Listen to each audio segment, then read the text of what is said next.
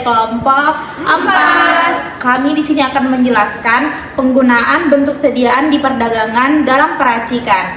Selamat menonton.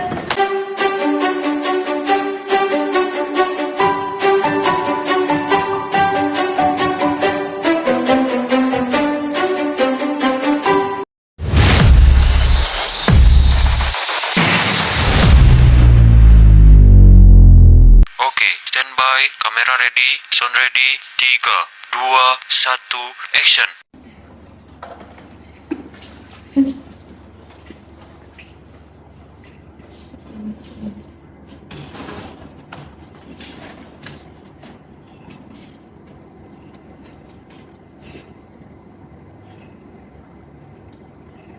Baik, kita mulai perkuliahan hari ini ya.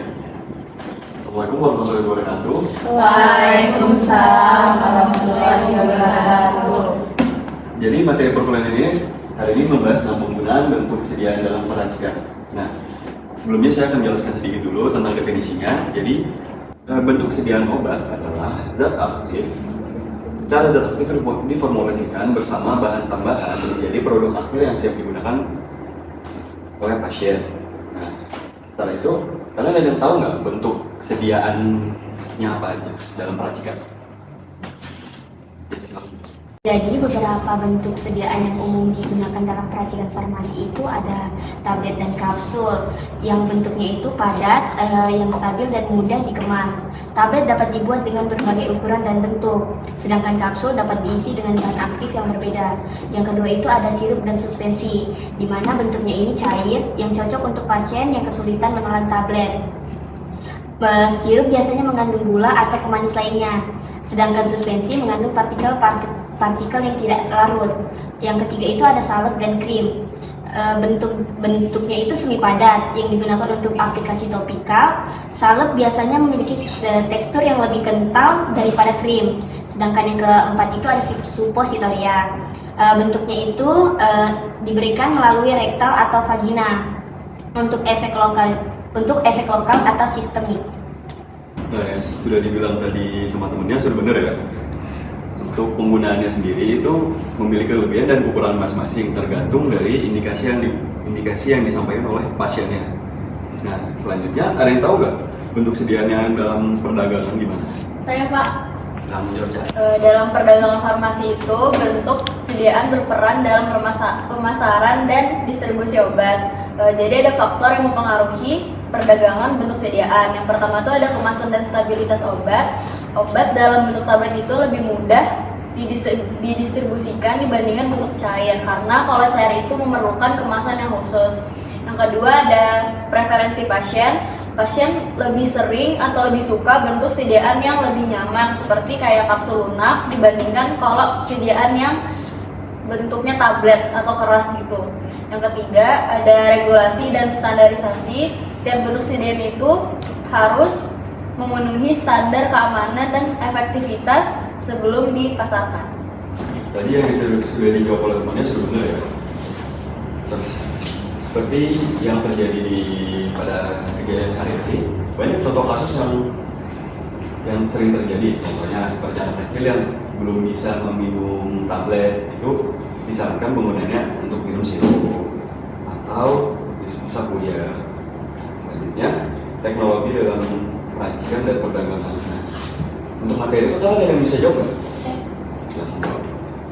Jadi teknologi dalam peracikan dan perdagangan itu kemajuan teknologi untuk memungkinkan inovasi dalam bentuk sediaan farmasi seperti yang pertama adalah film oral, lembaran tipis yang larut di mulut, cocok untuk pasien dengan sulit menelan. Yang kedua, sediaan berbasis nanoteknologi, meningkatkan biofasibilitas obat dan efektivitas terapi. Yang ketiga ada sistem pelepasan obat terkontrol, memungkinkan pelepasan obat secara tertahap untuk efek yang lebih lama. Yang terakhir ada teknologi 3D printing, memungkinkan pembuatan bentuk sediaan yang kompleks dan sesuai dengan kebutuhan pasien. Nah, jadi kan sudah paham kan dengan materi yang disampaikan hari ini?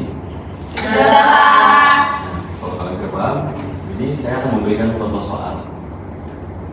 Ya, jadi ini ada contoh soal ya. Silakan kalian kerjakan. Ada yang bisa kerjakan nggak? Saya pula. Sudah kamu pakai baju hijau itu nah, jilbab hitam. Coba kerja. Di nomor 1 ini ditanya berapa tablet alupurinol 100 mg yang harus digunakan untuk menyiapkan resep berikut ini. Di sini alupurinolnya 75 mg per 5 ml. Jadi kita cari dulu 1 milinya berapa. Di sini jadi 75 mg. 15 mg per 1 mili. Nah, sudah diketahui per 1 milinya berapa, terus kita kalikan dengan sirup 120 mili, jadi 150 mg per 1 mili ini dikali 120 mili. Di sini hasilnya jadi 1800 mg. Nah, untuk mengetahui berapa tablet yang diperlukan, kita bagi sama satu tabletnya alupurinol ini 100 mg. Jadi 100 mg ini sama dengan 18. Jadi tablet yang kita perlukan itu 18 tablet alupurinol 100 mg untuk meracik resep tersebut. Ya, untuk jawabannya benar ya. Selanjutnya yang nomor 2. Siapa yang bisa mengerjakan? Saya Pak. Langsung maju. Kita sini ya. Oke, jadi di sini soalnya berapa mililiter injeksi yang mengandung 40 mg suatu obat per mililiter yang akan memberikan jumlah obat yang diperlukan untuk membuat 100 ml suspensi 0,2%. Jadi diketahui itu konsentrasi injeksinya 40 mg. Lalu volume suspensinya 100 ml. Kemudian konsentrasi suspensi yang diinginkan ada 0,2% dan ini dijadikan miligram. Jadi caranya 0,2%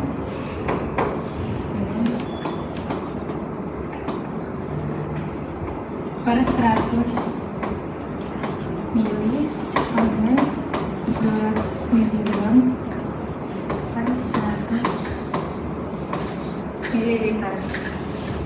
Kemudian cara pengerjaannya yang pertama 0,2% per 100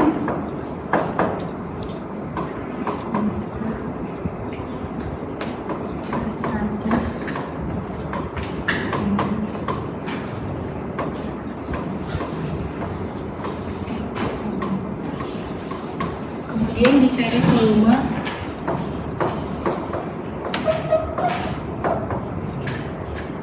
Rumus volume itu jumlah obat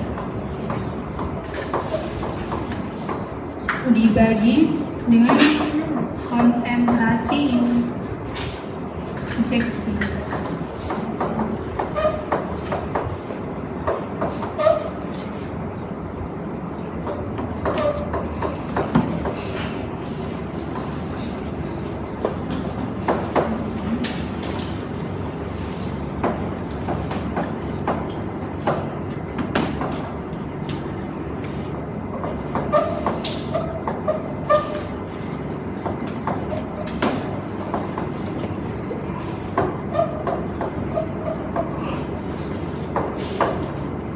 Jadi injeksi yang diperlukan adalah 5 ml.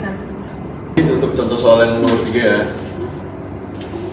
Kamu yang di belakang ngerjain di depan. Yang mukanya ditutup.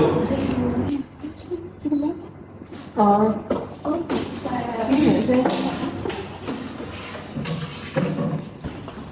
Jadi di sini ditanya berapa tablet yang harus diberikan setiap kali minum dan berapa banyak tablet yang dibutuhkan untuk 3 hari.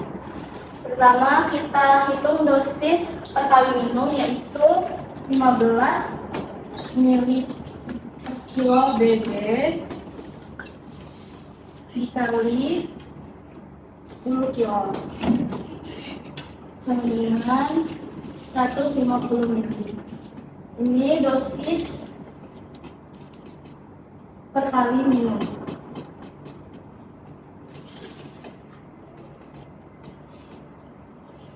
Selanjutnya dikonversi ke tablet, yaitu karena obat bentuk tabletnya tersedia 500 ml aja, 150 ml dibagi 500 ml sama dengan 0,3 tablet. Jadi ini adalah jumlah tablet yang harus diminum. Selanjutnya kita hitung untuk dosis yang per hari, di mana dia diminta untuk sehari itu diminum 3 kali sehari. 150 ml dikali 3 hari sama dengan 450 ml per hari. Selanjutnya kita hitung untuk total 3 hari.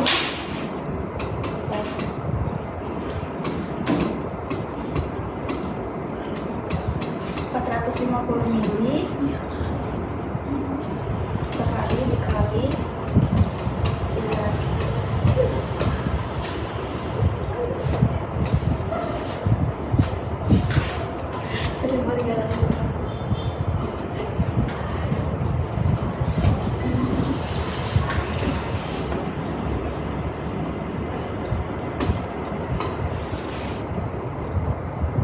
Selanjutnya dikonversikan ke tablet 1350 ml dibagi 500 ml karena bentuk tabletnya hanya tersedia 500 ml dan hasilnya 2,7 tablet. Jadi total untuk 3 hari yang dibutuhkan adalah 2,7 tablet. Sekian, terima kasih. Jadi yang dijawab sama temennya dari contoh soal nomor 3 sudah benar ya. Selanjutnya, jika ada yang masih dibingungkan, silakan ditanyakan. Saya Pak. Ya, silakan ditanya. Untuk kelebihan dan kekurangan bentuk sediaan dalam obat dalam farmasi itu apa aja ya Pak? Di sini kalian yang bisa jawab pertanyaannya dia nggak? Saya Pak. Ya, silakan jawab.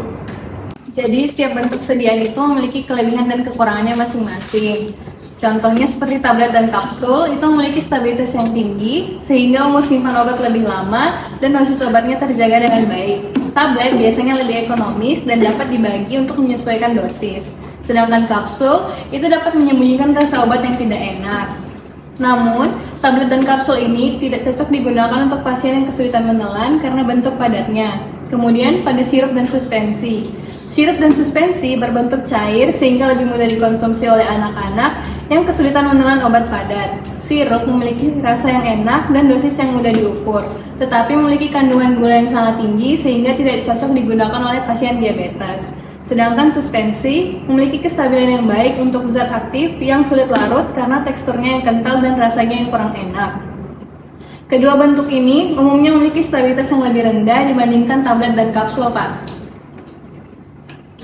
Ya, selanjutnya, jika ada yang bertanya lagi, Ayo Pak. silakan. Jadi pertanyaan saya, apakah di masa depan nanti itu akan ada bentuk sediaan atau pengembangan sediaan baru atau tidak? Silakan yang ingin jawab, ada? Saya Pak. Silakan jawab. Jadi seiring dengan berkembangnya zaman, bentuk sediaan itu akan terus berinovasi. Contohnya itu kayak bentuk sediaan yang dapat dikustomisasi. Dia itu dapat disesuaikan dengan kebutuhan pasien. Yang kedua itu bentuk sediaan yang ramah lingkungan. Itu untuk mengurangi dampak lingkungan. Yang ketiga itu bentuk sediaan yang meningkatkan kepatuhan untuk pasiennya. Seperti itu. Nah, jadi yang dijawab sebelumnya sudah benar ya. Saya akan membuat kesimpulannya. Jadi kesimpulannya, bentuk sediaan dalam perdagangan dan peracikan farmasi sangat penting karena mempengaruhi efektivitas obat, stabilitas, dan kenyamanan pasien. Dengan demikian, bentuk sediaan dalam perdagangan dan peracikan farmasi akan terus berkembang untuk memenuhi kebutuhan pasien dan untuk meningkatkan efektivitas terapi. Baik, jika tidak ada yang ingin ditanyakan lagi, kalian sudah paham kan dengan materi hari ini? Paham Pak. Kalau gitu kita cukupkan untuk perkuliahan hari ini. Kita akhiri dengan wassalamualaikum warahmatullahi wabarakatuh. Waalaikumsalam warahmatullahi wabarakatuh. Terima kasih Bapak.